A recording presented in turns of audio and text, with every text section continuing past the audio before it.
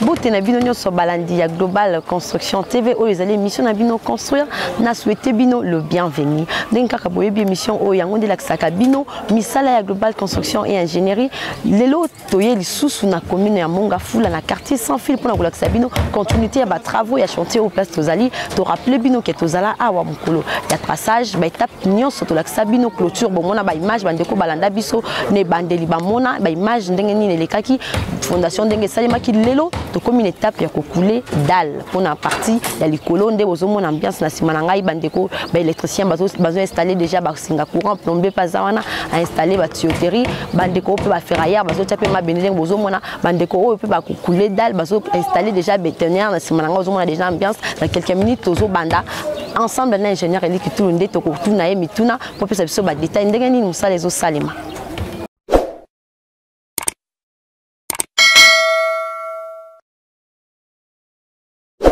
Entrepreneur le bozo poulet dalle tout le monde bandi baza déjà en mouvement mutazo remplir tâche naie est-ce que ça biso corps de métier nini wa koki ko participer na musala oya lelo et puis bo sala rango ndenge ni pe makitoko vraiment. Merci pour la question. Merci du soutien de Bazali Kwandabiso. Est-ce que Bazali Bazali belé à travers cette émission Bazali cause de réponse vous allez vraiment malade pour Nabango. Tous allez dans chantier où il y a mon affoula dans quartier sans fil. Ils allaient pour la première fois. Ils allaient sauter tout ça là. Tous allez que ça là musala. Ils allaient continuer le projet où tous allez que ça là. Pendant la clôture, au comité niveau il y a ndaku comme si on niveau à plancher. Donc pendant tout ça là musala où malade c'est que réunir un nombre suffisant. Il y a corps de métier où il y a technicien ou ça musala. Un technicien qualifié, un technicien non qualifié. D'abord, au départ, il y a un ingénieur qui a acheté un projet pour la directive de Moussala.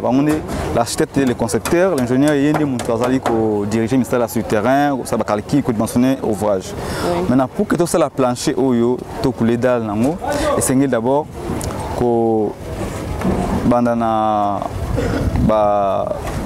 opération il y a coupé sa niveau de référence on a coupé hauteur sous dalle autorotique à bandana béton où il y a pavement un niveau to sali planche na biso ingénieur sali apesi niveau de référence on a un appareil et sengeli après d'avoir coupé sa référence les charpentiers bandeko basala la coffrage baillé beti coffrage na bango na planche oui, tout ça comme on a assez. La planche wana ndé yango ezali ko servir comme plateforme na biso. La planche wana installée mi ezaka yango na sena yango ezali na ba pied droit, ba chevron ezali vertical et puis ezali na ba chevron musu ezali horizontal yango servi pour ko supporter charge ya plancher wana pour que yango ezala vraiment na surface mo plan. Sur le salami, à chaque fois que nous avons un petit arrêt béton, le col de l'étage, c'est singeli, on peut taper contre-manche, escalier, tout ce qui est lié à la coffrage. Ce qui est ici, deuxième équipe, c'est l'équipe de ferraillage. La ferraillère, c'est nat pour le plancher. Quand on a bendé na forme toko, ndenge travaille comme on a. Basali en oignon pour toute la surface du bâtiment autour ça là. Et puis basali peut prévoir une ferraillage pour la partie à escalier. Quand on a escalier ça tout, je pense que c'est na expliquer être comment mango.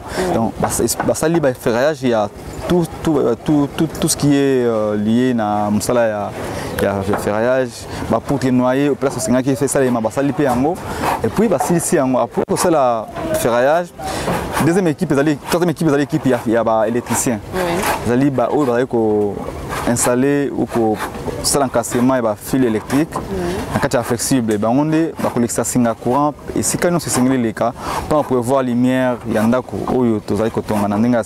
parce que vous pouvez voir la place de prise, vous allez là, et puis vous pouvez voir la place de tableau divisionnaire parce que les appartements, chaque appartement a un tableau divisionnaire parce que na caractère dans cas na avantage que courant ils a prépayé et nous sommes allés na compteur na ndako na sengeli pe l'électricien déjà na moment où tout ça dalle à prévoir l'installation pour que bah sonner les cas non seulement parce qu'il y a courant pour l'éclairage et pas prise, il y a aussi un réseau téléphonique où il faut prévoir, antenne pour la télévision et peut-être caméra de surveillance si c'est nécessaire. Après peut installer une étape comme ça dalle et tout ça dalle tout est déjà installé tout est sous tout boucayangoté.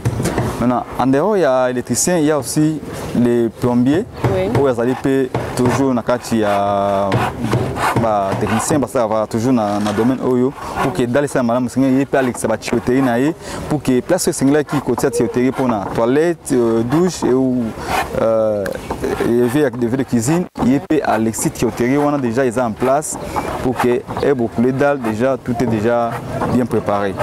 Après bango ndé total ici ando qui sika ya les dalles tout mon équipe on bien ali pour na ko la machine est en mouvement va charger ciment sable caisse na kati wana pour que ciment na et matalikolo to couler dans la biso.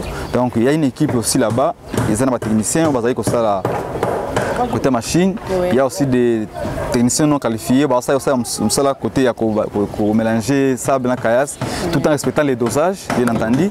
Et puis l'écolo awa to zana ba équipe il y a maçon au bazali on a pas na kokata béton parce que ce béton il y a na chariot ba couler en singeli maçon à pesa au niveau pour que ils aient vraiment conforme partout pour tous la surface mon plan il y a pas beaucoup couler béton donc bah tout nous on a tangi on ba monde ba participer na étape mais sans oublier l'ingénieur et l'architecte au bazali toujours indispensable dans l'étape faut bazali toujours présent bah on bazali vraiment ko assister projet yo be ko participer na projet ba na débit na conception ti na niveau ya mise en œuvre.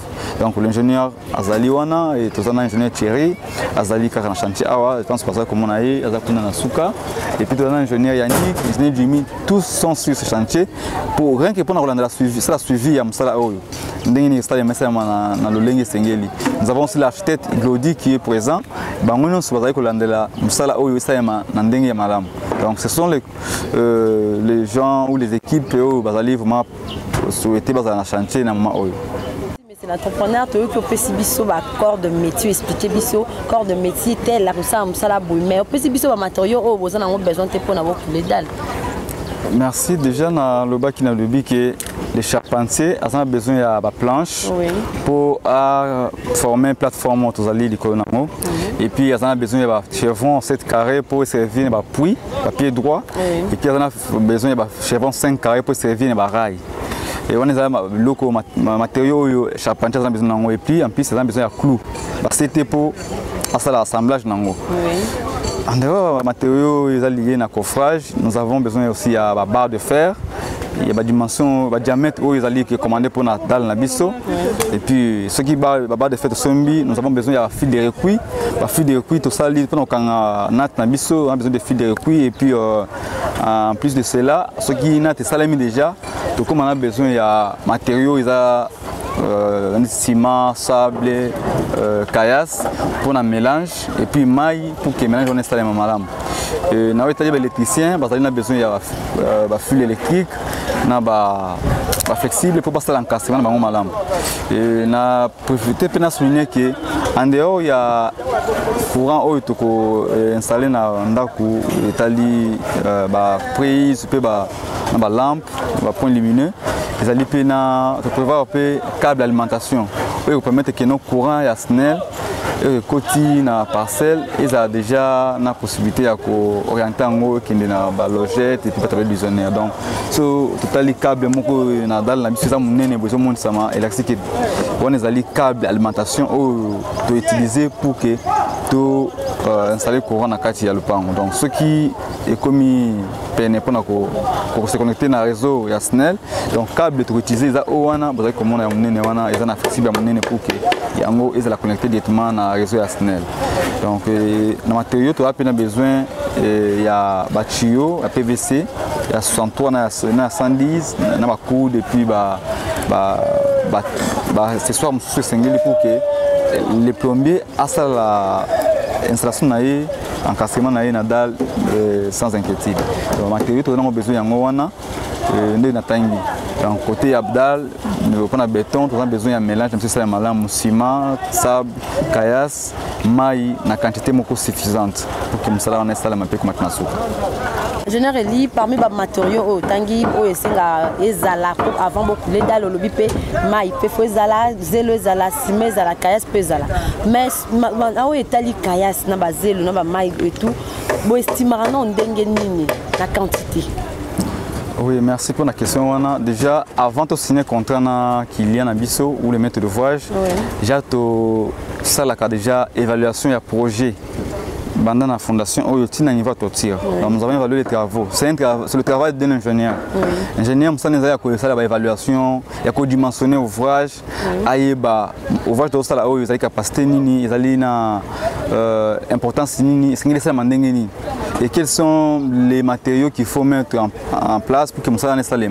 Donc, à ça, l'évaluation, ce n'est pas au hasard, voilà telle quantité pour tel travail, mais juste, ce sont des calculs où l'ingénieur est obligé à ça là pour que le terminer le projet et puis quantité de matériaux pour utiliser pour nous installer madame. Donc dans le devis déjà nous avons énuméré le nombre de matériaux ou la quantité plutôt de matériaux qu'il faut utiliser et le rôle de l'ingénieur non seulement que dimensionner mais quantifier les matériaux pour ça peut quantifier madame ce que estimons sans prendre en compte certains paramètres. Matériaux voilà l'évaluation. Une évaluation, c'est-à-dire nous avons le travail à faire et nous devons prendre les quantités où nous avons besoin pour des vies voilà, un rôle de chantier. L'architecte fait la conception, l'ingénieur vient pour dimensionner et puis évaluer les projets où il fait ça. Voilà. Étape où il y a plancher, ils auront combien de jours. Et puis, dans le cas où il y a place de Zali, et ça livre combien de jours pour beaucoup les lots dans l'étape à couper. Bon, généralement, on sait que c'est en fonction de la volume et du travail qu'il faut fournir. Volume de travail et puis importance de la capacité. Donc, tout à fait, quantité de nombre disponible dans ce salon. Mais ce qui est équipe est vraiment bien en place et vraiment rapide. Nous sommes à plancher et ça, c'est d'abord, tu allez préciser que non, plancher ça a mis un délai à une semaine en dame. Par exemple, quand tu as un coffrage dans le biseau, environ 3 à 4 jours parce que c'est un petit coffrage, mais il faut pas l'endavoir. La vidéo est vidéo tout on a fait un mois de temps pour qu'ils soient vraiment fermés partout. Et puis ferraillage, ça m'a fait un espace il y a 3 jours. Ferraillage dans 3 jours, la salinate. Et puis 4e jour, ça va escalier. Après, il y a l'électricité. On a plombé 2 jours. Donc l'électricien a sali encastrement a un délai à 2 jours. Donc surtout sali, chaque équipe est prestée dans le chantier. Donc on a environ 1 semaine et demie. Le lot, on a vraiment très content au moment où on a mis ça là, on a des mouquets, et puis on a coulé dalle. Or, si on coulé dalle, l'étape est scellée complètement parce que l'étape dalle est toujours et sous qu'on a coulé béton. Ce béton est installé, ils arrêtent pas sur. Donc voilà, ils ont duré 1 semaine, 2 semaines, tout plus, mais c'est comme 3 semaines, c'est comme vraiment un retard ma casse. Mais surtout ça, on a délai à 1 semaine en avant. Monsieur l'entrepreneur, parmi les matériaux, tangi na yoke lobité, na bandi ngam songo na avant ba couler ba tira sachet mingi za ya bleu. Mais bino na moni yango te, otangi yango pété, est-ce que les a un inconvénient te soki ezate to ndengeni? Oui, sachet wana je pense na répondra na émission moko tuna to sala déjà na répondra pour na bandiko ba na koyeba sachet wana pourquoi to tia yango pourquoi to tia yango te. Ici to sala msala na biso to nga ko sala te comme les autres. To nga sala msala où les ali valable. Eux répondent à besoin. Sachez les alliés que jouer rôle étanchéité. Lorsqu'on rassemble les planches entre elles, les alliés vont vide, pas joint. La vide est la planche ou on peut mettre à ceux qui vont couler dalle et qui va vider au kangamate, vont couler béton, béton qui t'a ils ont qui t'a assez tika donc ils ont qui t'a assez. Or sous les acquis, vous avez une surface plane, plateforme les alliés vraiment enfermée, il n'y a pas de vide pour que air beau couler non c'est beau couler tika la Nicolo et ça la vraiment et ça contenu dans cette Nicolo qui est dans cette Maintenant, raison pour laquelle bandeko au monde va la sachet wana ya bleu va la sachet wana pour éviter que béton va couler la vide wana et permettre que le béton est coincé. Biso na la construction le lobby que on peut pas ça à chaque fois la routine, c'est que les gens font pour que toujours ça est un peu différent mais ils la et puis la solution dans le bosso comme ça. Nous montre que la plupart des fois tu peux dans la biso plancher ou remarquer que tu utilises rarement pour des raisons mais tu utiliseras un autre mécanisme, un autre moyen pour que tu quand la vide et que tu couler béton la vide est déjà bouché. Donc il y a une autre technique ou un autre mécanisme que tu utilises pour que tu boucher la trou wana vide de wana. Sachez ça ma bête au sol nous avons des raisons pour ne pas utiliser ce sachet là parce qu'ils ont karaté en de tout ça les évangiles selon Matthieu et non faut que tout ça là nous avons na tennis il faut toujours qu'on a esprit de créativité il y a le cas ça et le comment boyer ou ça m'a mis mais et peut-être la solution donc voilà ce qui est important c'est que ça est loco et résoudre trouver solution dans les comment boyer sans faire comme les autres mais c'est un malin donc nous moniquer partout plancher zali kosalema ba couler dalle mais sachet on les a témé dans la vie ça les émissions de couvrir un moment non dans ça normal il y a pas de vide tout est vraiment en bon état besoin terme on a conception projet concevoir projet il y a construction bien ça bango importance na oza kanini et puis nana za mieux placé à constat la conception à projet à construction. Oui, na etali projet de construction donc déjà esengeli koyeba que les étapes très importantes qui to ko leka yango te sans que tout ça là avant de comme na autre ça pour le moment faut tout ba na conception ezali ndé yango le départ d'abord ce que ça m'a c'est construction ça imité inconvénient que bon ça musala net na cadre de construction un bâtiment bon tongango na monoko mécanisme oyo le but là na buki wana bambela ngai ciment place wana monde que non botonga bon o conception za idée nanu za idée ya client ou ya mutu oyo asali demande na ye et pas ya concepteur qui n'a besoin de ça la projet il y a bâtiment il y a genre par exemple il y a construction de bâtiment pour la maison d'habitation il y a projet pour la construction de bâtiment pour la maison commerciale il y a un bâtiment pour servir pour l'église ou école ou hôpital plutôt nous souvent ils ont des différents projets les concepteurs à mesure pour concevoir en gros mais avant ça, c'est qui a un besoin, le besoin à client. Voilà, nous avons besoin de ça projet à bout. Parce que le concepteur a besoin à client, mais à partir de ce qu'on a aussi papier. Donc, on concrétise en haut. Donc, c'est l'architecte qui est le concepteur. Il y a la conception pour que pour un projet d'une école, c'est pour ça pour un projet, il y a hôtel, et c'est concevoir en haut la norme. Les architectes ils apprennent ça à l'école ou à l'université, comment concevoir les différents projets. Et c'est ngeli yende ayeba ko ça la conception on a pour que à respecter tout ce qui est comme je dis besoin na kacha projet wana. Et projet c'est ngeli ça na moto ayebi yango parce que c'est pour ça imiter bo to nganda ko wana na loba. Nous sommes comme hôtel. Donc, dans la conception, déjà, on définit non seulement la configuration du bâtiment à construire, ouvrage, il faut pour le fini. Capacité, donc, tout ce qui est lié à la construction, déjà, ils ont défini dans la conception. Forme, dimension de la pièce. Donc, l'installation, l'électricité, il y a plomberie, et nous sommes aussi les bâtiments. Et c'est déjà acheté à prévoir déjà dans le plan. Voilà. Pour le projet, nous avons parce que la courant, il faut la place à prévoir nous à disposer la pièce en fonction, il y a besoin, il y a client, en fonction, il y a importance du bâtiment où il y a concevoir. Parce que au hôtel, on est hôpital T, au conception hôtel, conception école, et c'est un bâtiment on a concevoir, les bâtiments il y a genre nini pour qu'il y ait quelles sont les pièces où ils ont prévu dans le projet. Donc, le rôle de l'architecte, c'est de concevoir le projet. Et soit concevoir le projet, c'est de aller dans la paix. Parce que concevoir, voilà, nous sommes plein par l'architecte, maintenant, mais l'architecte qui a fait la conception, il est censé aller sur le terrain, même pas chaque jour, mais il y a un projet qui est mise en œuvre du projet, il y exécuter le projet, il y respecter le projet, parce qu'il faut prévoir tout ce qui est comme pièces, dispositions, nous sommes dans le quartier de prévoir.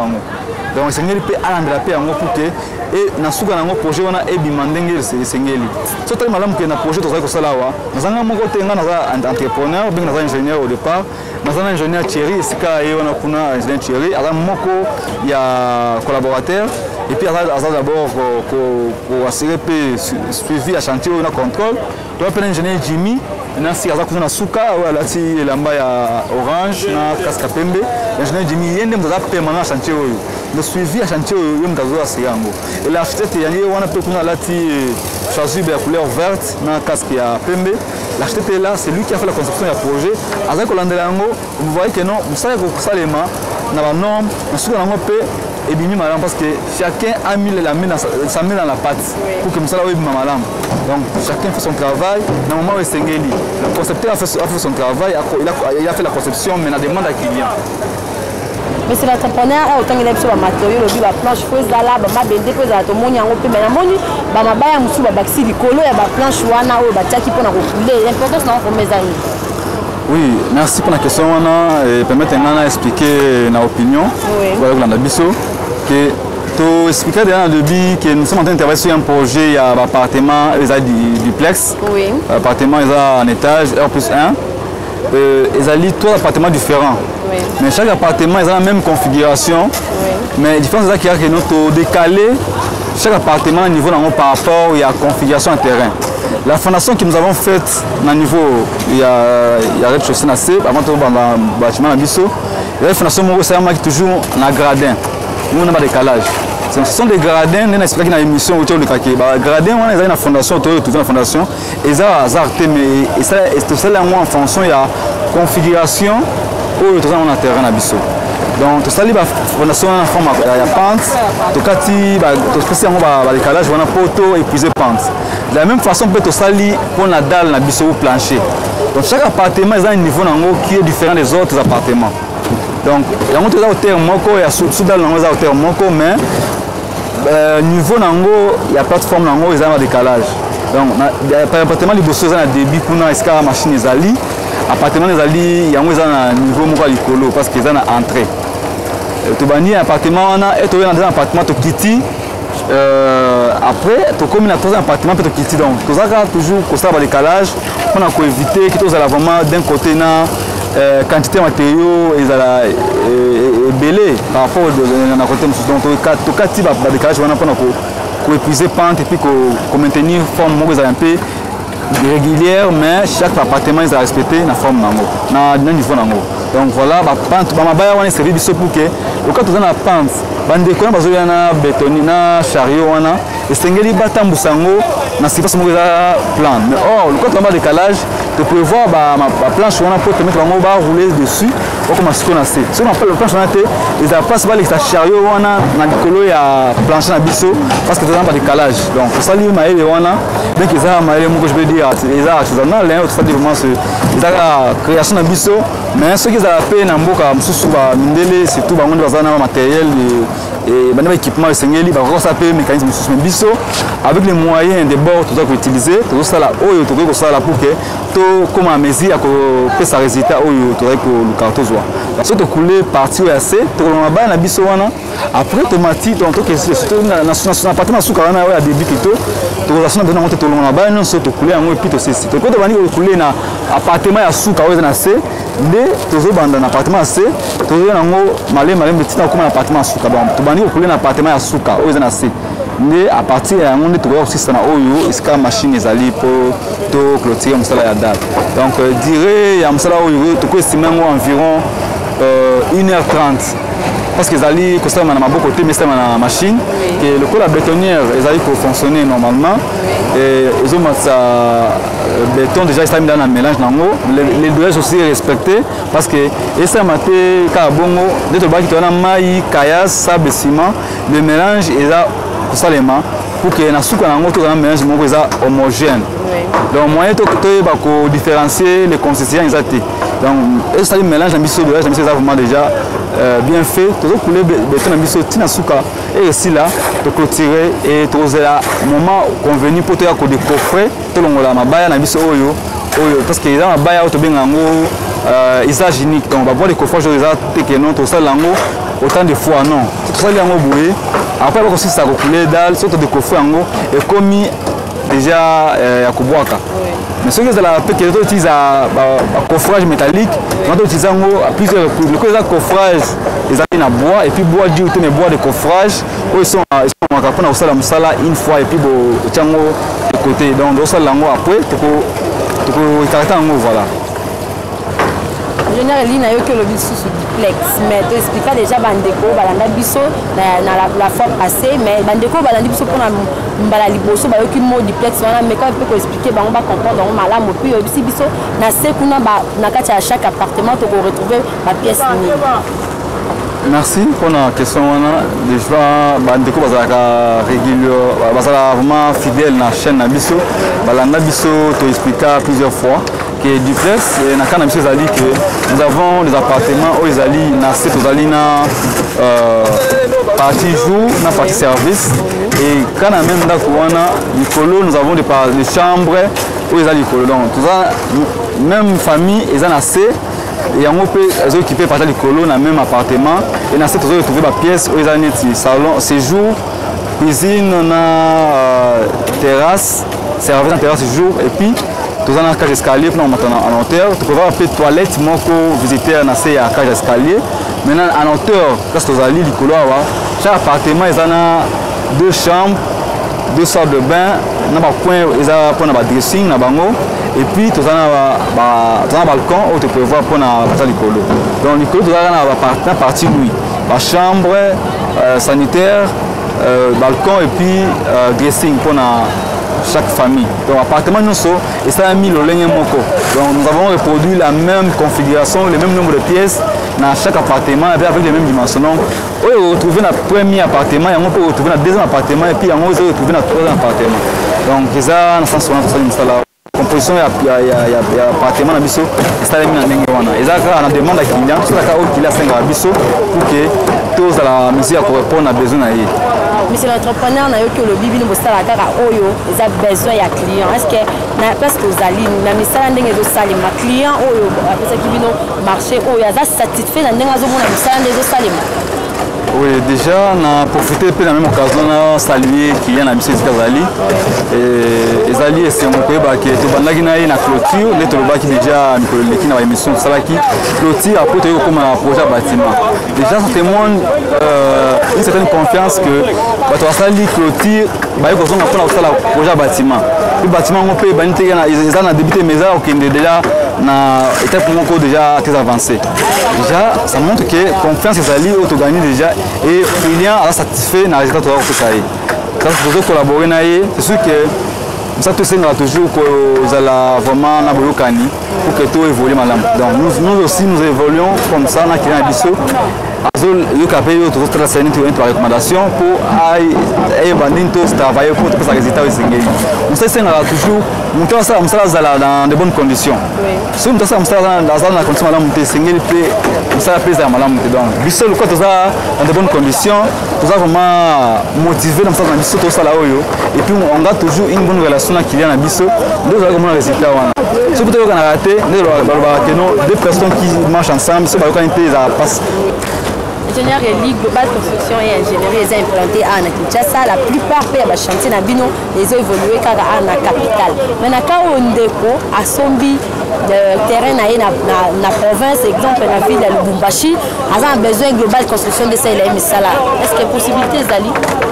Oui, dans le but, il est possible de travailler dans la biso pour musala. Ils sont dans la province ou dans la Kinshasa, voire même à l'extérieur, il y a un mot Bisso. Parce que je précise que dans un appel, il y a Bisso en Côte d'Ivoire, en Angola, en Sénégal ou en Togo. Est-ce que vous êtes seulement au Congo? Est-ce que vous n'êtes pas implanté en Côte d'Ivoire par exemple? Même dans Brazzaville, dans Pointe-Noire. Mais voilà, tout ça dans le Congo pour le moment. Mais cela n'empêche pas que ce que je projet mon col dans les bandes en Moka, dans les bandes en dehors, il y a capitale tout qui travaille. Pour travailler dans le projet, c'est que l'accord est bien défini au départ. Pour que Bisso soit un moto, s'il faut déplacer l'équipe dans Bisso, on ne peut pas déplacer toute l'équipe globale. On peut déplacer l'architecte et l'ingénieur, peut-être des techniciens clés à l'entreprise, qui ne peut pas recruter ou bien reconstituer une équipe pour que ça soit déjà pour tous une vision qu'il y a Bisso, c'est un personnel clé il y a 4 entreprises dans Bisso. C'est possible de tout ça dans Lubumbashi, dans l'Est du pays, dans Bisso, dans l'Équateur, même dans Mandungu, dans Bakongo, tout ça, ils ont besoin qu'il y ait de répondre. Nous sommes bien dans la Mwanda. Comment écoute au point plutôt il y a signer comprendre que d'abord pour ça là constat à Sikango ou état des lieux, sauf que ils ont qui m'ont arrêté jusque là à bien sauter, mais je pense que non, soit la Ningaï a évité à Benga déjà dit ça toujours ouvert pour que tout réponde à besoin. Donc on travaille dans la province ou dans les bandes en Afrique, pour travailler dans la que nous sommes à mesure de collaborer avec tout le monde, sauf les diables. Pour ceux qui ont collaboré avec Bisso pour son compte, nous allons lui dire quelles sont les conditions à remplir ou bien quels sont les critères qu'il faut respecter pour que Bisso tous à la mesure à ça musala n'amener tout ça là on a Congo. Tout ça obligé à ça là on a Congo ou bien à Kinka mais nous pourrions aller peu importe ce comme ça il y a Bisso ça musala. Donc c'est un kaka accord na Bisso est là bien défini. Voilà, et tout ça vraiment pour la s'appelle que baba benga Bisso pour ça dans la province Boulembate. Nous allons travailler avec la même motivation, avec la même volonté et la même détermination dans la Congo ou la King pour travailler peu importe l'endroit où tu es tout ça musala. Il suffit que tout engagement, tout signer un accord est là bien défini pour que les deux parties basent à la mesure pour respecter en gros. Bandeko dans la sur bino pe bozaki komi toute la question on a outil poser ingénieur Eli à répondre à bino que baza implanté à ou na Kinshasa mais ce que le pays bon en dehors il y a capitale bakoya ko sala musala attend en dehors il y a République démocratique du Congo baza pe la possibilité la koya ko satisfaire bino ba client na bango ingénieur wana les aki question suka oyo ezoka bulanga na yo na tikelo maloba o ça conseil pour la bandeko balandi biso message pour lancer ce que Zali ont lancé message. Oui, merci pour l'opportunité. Les Zali vraiment et c'est mon point de là qui est belé avec l'andabiso à travers autre que ça là. Ça montre que nous avons déjà une confiance. Ils n'ont pas maté parce que ça ils ont c'est ça bango quelque part. Tous Zali peut wana ouvert au cas où vous avez peut-être un conseil pour que tu bannes améliorer ça na biso. Ça où Zali msala moko malamu esengeli to kosala moko malamu pour ndeko oyo avec kosala msala azala vraiment na esengo ya komona ke msala na isami et puis abisi mbongo na ye azana inquiétude et mingi bazosala msala oyo bazwa satisfaction te parce que bazosala quand même choix malamu te bazopona bato oyo baza vraiment bazana qualité te bazosala msala et puis bazokutana na déception ebele esalaki bakoma kozwa biso nyonso na ndenge lolenge moko mais pour na biso nous avons rappelé que nous sommes une entreprise de construction, une entreprise de jeunes congolais où le lobby qui est plus question de travailler dans les expatriés et plus question de cause de la CIMA, l'entreprise, l'État, qui a toujours des demandes d'emploi, pour un salaire quelconque, mais le lobby de travailler est autonome. Dès le courage, ils allaient senga ke bino faut soutenir ce pour que ne suive bosso parce que mingi peut to sala mango ba kelasi ba vana bandaku ba lukaka musala ya demande d'emploi j'ai l'honneur mais biso to vu courage wana donc les ali quand même esengo pona bino bo mona que voilà c'est un exemple à suivre bandi de ba luka pe basta la peine de biso mais to on a toujours besoin de conseil na bino pour soutenir biso pour que tous ala toujours ça mosala oyo bino bosenga biso mpe ezala toujours malamu. Donc mosala oyo eza kaka boyokani ezala entre bino na biso pour que résultat ezala oyo bino bozali kosouhaite. Na oyo tosali ezali kaka demande ya client soki intéressé bino mingi baza na terrain mpe kaka ya boye eza en pente bazali na situation kaka neti oyo tozali kosala awa main bazali na inquiétude babanda pasukela mais biso tozali bino que non voilà avec ce genre de terrain nous sommes à mesure nous sommes capables de faire de travailler sur un projet et puis et comme après na étape oyo c'est sûr que non nous sommes en cours et aussi là avec le temps ceux qui nous ont ya swingi ya swingi pour que projet oyo comme asuka. Donc nous recommandons ce travail na boka nkolo pour que de liboso bino balandi vous êtes toujours attentif et vous l'avez biso régulièrement pour que vous allez vraiment koyeba autre avec ça régulièrement pour vous allez vraiment à mesure il y a des informations fiables par rapport à ça vous allez que ça sur le chantier. Pendant les lots tous ceux qui vont appuyer tout côté balance. Merci beaucoup.